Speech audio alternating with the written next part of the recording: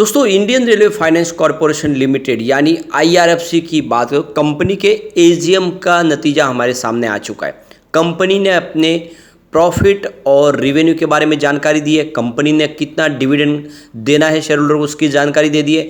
इसके अलावा कौन से रेजोल्यूशन पास हुए वो सारी जानकारी इस एजीएम के दौरान दे दी है। और आप ये समझ ही सकते हो कि ये सारे आंकड़े देख के ये बात समझ में आ रही है कि आईआरएफसी बहुत मजबूत कंपनी है। आने वाले समय इसका बिजनेस और तेज़ी से बढ़ता हुआ दिखाई देगा। ऐसे में जो इसकी प्राइस है उसमें कई गुना बढ़ोतरी की संभावना बनी हुई है।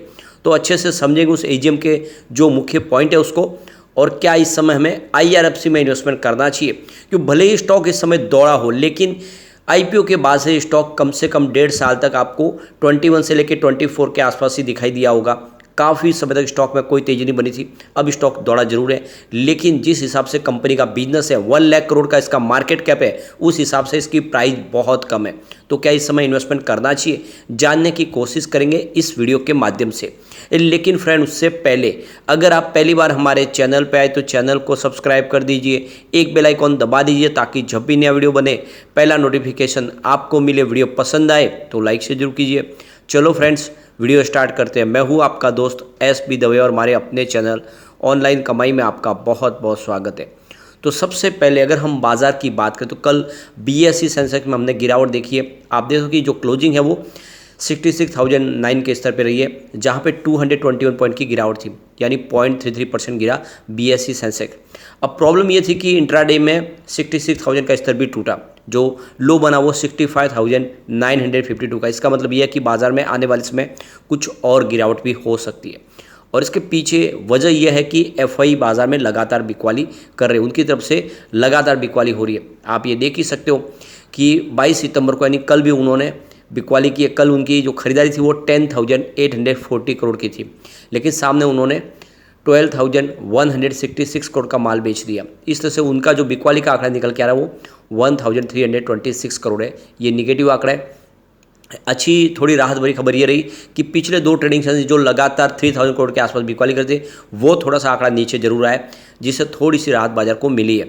अब देख सकते हो कि इस महीने में इन्होंने करीब 18,261 करोड़ का माल बेच दिया है। तो लगातार बिकवाल बने हुए एफआई, फिलहाल बाजार में उनकी तरफ से खरीदारी नहीं हो रही है। अब यहाँ पे अगर हम बात करें डीआई की, तो उन्होंने बाजार को थोड़ा सा संभालने की कोशिश किया। आप देख सकते हो कि 7,902 करोड़ का उन्होंने नया इन्वेस्टमेंट किया, सामने 7,100 करोड़ की बिकवाली की है। तो उनका जो खरीदारी का आंकड़ा निकल के आ रहा है वो है 801 करोड़ पॉजिटिव। और इस महीने में उन्होंने 12,169 करोड़ का नया इन्वेस्टमेंट किया है। लेकिन सामने जो एफआई की बिकवाली वो बहुत ज़्यादा है, यानी 18,000 करोड़ के आसपास उन्होंने माल बेचा, और इस वजह से बाजार में हमें देखने को मिला है कि दबाव बना हुआ है। अब आईआरएफसी की बात करें तो स्टॉक ने काफ़ी ज़्यादा अप डाउन दिखाया। आप ये देख ही सकते हो कि स्टॉक की शुरुआत 75 के आसपास हुई थी। शुरुआत पॉजिटिव थी क्योंकि क्लोजिंग थी गुरुवार की 74.45 के आसपास, और इंट्राडे में 76 का हाई भी बना, लेकिन जो लो है वो 71 का। यानी एक ही दिन में देखें तो कम से कम 5 रुपये का अपडाउन आपको देखने को मिलेगा। अंत में क्लोजिंग 74.85 के आसपास रही, जहाँ पे 0.54% की तेज़ी देखने को मिली। तो काफ़ी अच्छा प्रदर्शन किया है स्टॉक ने। अब यहाँ भी देख सकते हो कि कंपनी ने अपनी एजीएम कंप्लीट कर ली है, और एजीएम जो हुई है आप देख सकते हो कि इस एजीएम के दौरान कुछ बड़े फैसले लिए गए। तो कंपनी की जो 36वीं एनुअल जनरल मीटिंग है उसमें जो Q1 का रिजल्ट था, उस रिजल्ट को यहाँ पे शेयर होल्डर की रजामंदी के हिसाब से उसको पास करवाया गया, आप देख सकते हो।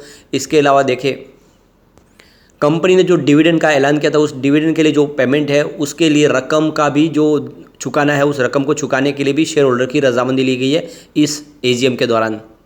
इसके अलावा यहाँ पे रीअपॉइंट हुई है, फिर से आप देखें तो रीअपॉइंटमेंट है भास्कर चारोड़िया, जो नॉमिनी डायरेक्टर है कंपनी के। ऑर्डिनरी रिजोल्यूशन के माध्यम से इस प्रस्ताव को पास किया गया है। इसके अलावा अल्ट्रेशन ऑफ आर्टिकल एसोसिएशन का स्पेशल रेजोल्यूशन के माध्यम से इस प्रस्ताव को भी पास किया गया है। तो भारी बहुमत से ये सारे के सारे प्रस्ताव पास हुए। इस दौरान कंपनी की तरफ से जो बड़ा अनाउंसमेंट किया गया कि कंपनी ने फाइनेंशियल ईयर 2023 के लिए जो प्रॉफिट कमाया वो 6,337.01 करोड़ का है। और आप देख सकते हो कि इसमें 4% की यहाँ पे वृद्धि देखने को मिल रही है पिछले साल के मुकाबले। ये जानकारी देख कंपनी की तरफ से दी गई है।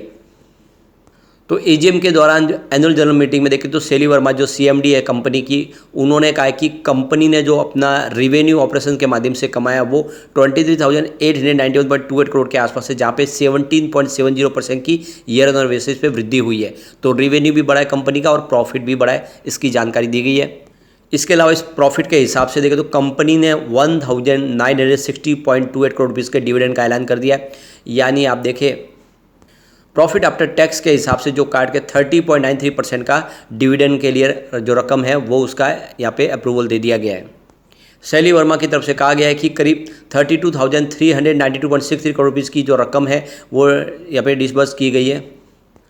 IRFC का एसेट अंडर मैनेजमेंट की बात करें तो जो रकम है वो करीब 4,66,938 करोड़ के आसपास है, जहाँ पे देखें तो करीब 8.63% की ईयर बेसिस पे यहाँ पे ग्रोथ देखने को मिल रही है। कंपनी का कैपिटल एडिक्वेसी रेशियो अगर देखें तो वो करीब 512.04% के आसपास रहा है, जो काफ़ी ज़्यादा मजबूत दिखाई दे रहा है। तो कुल मिला के बहुत ही बेहतर यहाँ पे नतीजे देखने को मिले। आप देख सकते हो कंपनी का बिजनेस बढ़ रहा है, कंपनी ने अच्छा खासा डिविडेंड का ऐलान भी कर दिया है। ऐसे में आने वाले समय में IRFC के अंदर हम बड़ी तेज़ी की अपेक्षा कर सकते हैं। और आप देख ही सकते हो कि शैली वर्मा का जो कार्यकाल है उसको भी 6 महीने के लिए बढ़ा दिया गया है, क्योंकि उनके कामकाज से मैनेजमेंट संतुष्ट है और इसी वजह से इनके जो कार्यकाल को बढ़ाया गया है। अब जैसे कि आप देख सकते हो कि पिछले दिनों बालासोर बड़ा हादसा हुआ था रेलवे का, तब सरकार ने अब उसको सीरियसली लेके यहाँ पे 2 कमेटी का गठन किया है, जो रेलवे के ट्रैक का मेंटेनेंस को जो कारोबार है किस तरह से उसको मेंटेनेंस को आगे बढ़ाना है, किस तरह से रेलवे ट्रैक को दुरुस्त करना है, जहाँ पे भी खर्च की जरूरत होगी वहाँ पे, तो ये 2 कमेटी बनाई गई है। तो आप देख सकते हो कि आने वाले समय में रेलवे के जितने भी ट्रैक के ऊपर जो प्रॉब्लम होगी उसको सुधारा जाएगा। तो आप देख सकते हो रेलवे बोर्ड के चेयरमैन विनय कुमार त्रिपाठी की तरफ से देखें तो रोड मैप तैयार किया गया और एक 1 मैन एक्सपर्ट कमेटी बनाई गई है। तो आप देख सकते हो कि ये जो कमेटी होगी ये रिपोर्ट देगी और उसके हिसाब से जहाँ पे भी खर्च की जरूरत होगी वो खर्च करके सारे के सारे ट्रैक को पूरी तरह से सुरक्षित किया जाएगा, ताकि आने वाले समय रेलवे में ऐसा फिर से बड़ा हादसा न हो। तो आप ये देख ही सकते हो कि आने वाले समय में जितने ट्रैक है वो फिर से सुरक्षित किए जाएंगे। ऐसे में आने वाले समय बड़ा खर्च होने की संभावना बन रही है और ऐसे में IRFC का रोल यहाँ पर बढ़ता हुआ दिखाई देगा। अब अगर हम IRFC के बिजनेस की भी बात करें तो आप ये देख ही सकते हो कि रेवेन्यू हर साल और हर क्वार्टर में लगातार बढ़ रहा है। जून 2022 में जहाँ पे रेवेन्यू 5,627 करोड़ के आसपास था, वो लगातार बढ़ते हुए जून 2023 में 6,679 करोड़ तक पहुँच गया, यानी ज़बरदस्त वृद्धि हुई है, कहीं पर कोई रुकावट नहीं, रेवेन्यू एक तरफा बढ़ा है। इसके अलावा अगर आप प्रॉफिट की भी बात करें तो प्रॉफिट जरूर थोड़ा सा कम हुआ है। जून 2022 में 1,660 करोड़ रुपीज़ के आसपास था, वो जून 2023 में 1,557 करोड़ के आसपास रहा है। कुछ कम जरूर हुआ है लेकिन क्वार्टर से मुकाबले बढ़ा है, क्योंकि क्वार्टर यानी मार्च क्वार्टर में 1,328 करोड़ के आसपास था। तो आप ये देख ही सकते हो कि काफ़ी शानदार आंकड़े, और हमने देखा ही है कि ईयर ऑन बेसिस पे चाहे रेवेन्यू हो या प्रॉफिट दोनों ही बढ़ा है। इसके अलावा कंपनी का नेटवर्थ भी बढ़ा है। जून 2022 में जहाँ पे 42,657 करोड़ के आसपास था, वो जून 2023 में 47,034 करोड़ के आसपास पहुँच गया है। तो ऐसे में लॉन्ग टर्म इन्वेस्टर के लिए बहुत अच्छा मौका है कि इसमें आप खरीदारी करें। अब यहाँ पे इंडिया के बड़े 4 म्यूचुअल फंड ने जम के खरीदारी की है।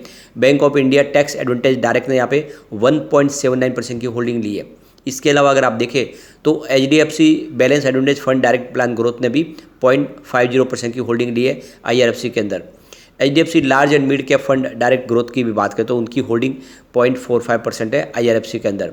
इसके अलावा Motilal Oswal Nifty mid cap 150 index fund की बात करें तो 0.42% की होल्डिंग है। इसके अलावा भी बहुत सारे म्यूचुअल फंड हैं जिन्होंने यहाँ पे होल्डिंग ली हुई है, लेकिन ये देख सकते हो कि इनकी होल्डिंग काफ़ी बड़ी है, बाकी भी लोगों ने निवेश किया हुआ है। और IRFC जो इस समय बहुत कम प्राइस में मिल रहा है, आप अगर लॉन्ग टर्म इन्वेस्टर है तो IRFC में इन्वेस्टमेंट कर सकते हैं।